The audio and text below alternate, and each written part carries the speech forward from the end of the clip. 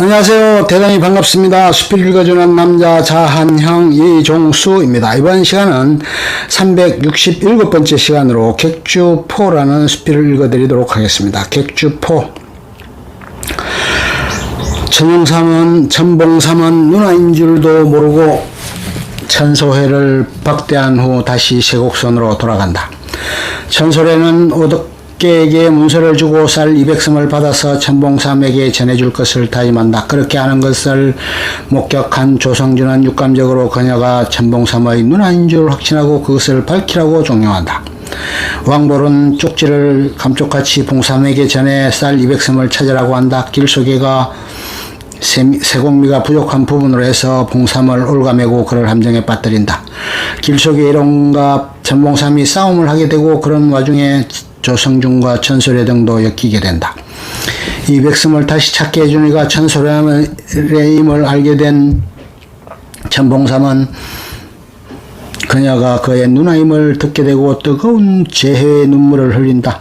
천소래는 봉삼을 위해 화적장부를 김보현에게 보내게 되고 선돌을 그 연락책을 맡아 말을 타고 달려가게 된다. 선돌은 김보현을 얼려 100만냥의 엄을 받아낸다. 천봉삼 일행과 길속의 광군이 대치하는 상황에서 사단이 벌어지게 된다. 화성청이 등장하고 부하 속에서 오덕기는 천소래를 지키려다 화성청에 맞고 절명하게 된다. 화살이 비오듯 나르는 속에서 조성진은 화살을 맞고 부상을 당한다. 대행수는 천봉삼이 세곡미를 빼돌렸다는 정보를 입수하게 된다. 김보현이 그 정보를 제공한다. 세곡미를 잃은 봉삼은 죄를 취해당하기 위해 관아에 갇히게 되고 고문을 당하게 된다. 길속에는 암약을 해서 봉삼을 구렁텅이에 빠지게 한다. 길속에를 통해 그것을 모두 김보현의 관계에 의한 것임을 간파하게 된다. 그러자 천소래는 봉삼을 구하기 위해 길속에를 유혹한다. 오랫동안 길속에를 그리워했다는 것으로 유혹해서 포옹을 하는 사이 대침으로 그를 찌르는 행동을 보인다. 천소래에 의해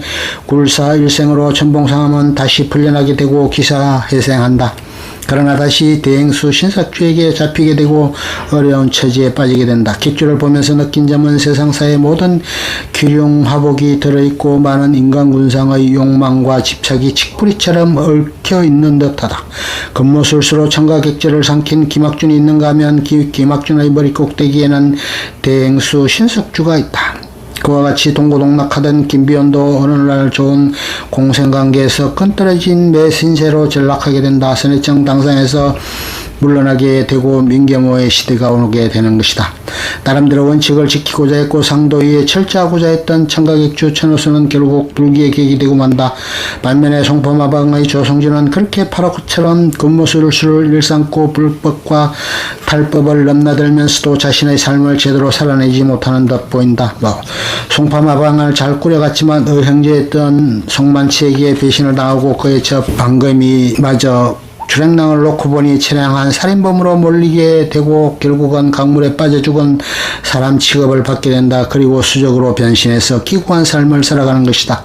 송만치와 방금이 그렇게 야반도주를 해서 우여곡절을 겪지만 결국 취재를 당해 그새 되고 발목을 잘리어 실어증까지 겪게 된다. 그런 후 송파 월자표의 두목으로 한많은 삶을 영해가며 복수의 칼날을 가는 것이다. 악의 화신인 김보현은 김학준의 재산이었던 청가객주를 자신의 입신양명을 위해 신석주에게 갖다 바치고 선해청 당상이 되어 부귀영화를 누리게 된다. 길속에를 황골 탈퇴시켜 자신의 수족으로 만든다. 검은보화로 벼슬을 사고 생원으로 변신시키는 것이다. 그리고 세곡선의 감찰선인으로 임명해서 자신의 뜻한 바를 그를 통해 실현시키려 가려 하는 것이다. 한편 대항수의 수족으로 28년간 선임 행수로 행세를 해온 맹구범은 대행수의 비밀을 너무 많이 알게 되자 제거될 운명이 그를 기다린다. 아편을 밀거려 했다는 증거를 가지고 그를 취재해서 혀를 자르는 형벌을 가하게 된다. 비참한 상태에 내몰린 맹구범은 결국 매월에 의해 구해지게 되고 청계천의 거지왕초로 변신하게 된다.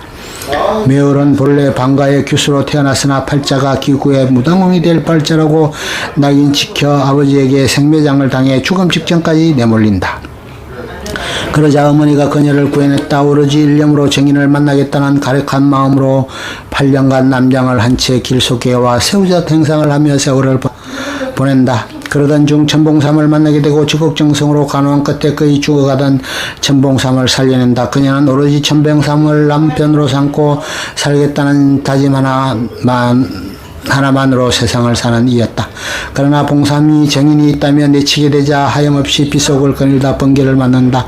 그리고 신길을 다시 들어온다. 조수사는 본 조가객주 집 딸로 태어나 기구한 운명을 맞는다. 아버지의 욕심에 따라 양반집 병신 남편에게 시집갔다가 남편이 죽자 진정으로 돌아오게 된다. 그러던 중에 시가의 사주에 의해 가마가 강물에 던져지게 된다. 물에 빠진 가마 속에서 조수사를 봉삼이 건져내면서 둘의 인연이 시작된다. 봉삼은 그녀가 자신의 누나인 줄 알고 구했는데 알고 보니 경국지색의 여인이었다. 조수사는 다시 결국 어디든지 데리고 가서 자신을 위기에서 구해달라는 조수사를 내팽개치고 봉삼은 마음속에 그녀를 담게 된다. 그녀는 보온으로 가게 된다. 보온 조각액주는 조수사의 화첩을 만들어 전국 방방곡곡에 뿌린다. 화첩을 본 대행수 신석주는 그녀를 애첩으로 들이게 된다. 그 금 15만 영을 주고 그녀를 데려오게 되는 것이다. 봉삼은 청문시장을 다녀오던 길에 마마에 걸려 신당에서 누님으로부터 버림을 받는다. 송포마방 일행의 도움으로 봉삼은 목숨을 건지게 되고 의원약방에 기식하게 된다. 그러던 중 그는 동몽천 보부상을 교육하던 기관에 들어가게 되고 그곳에서 상수를 비운다. 그러다 송파마방 보부상이 되고 열일꾼으로부터 행수 등을 거쳐 거상으로 거듭나게 되는 것이다. 구한말 보부상들의 삶을 생생하게 묘사하고 맥갈스럽게 표현해낸 원작을 제대로 재해냈는지는 더 두고 봐야 할 일이지만 일반 시청자들의 반향은 뜨거운 듯하다. 제대로 정의로운 상인으로 그려지기를 기대한다는 원작자의 언급도 보도되고 있다.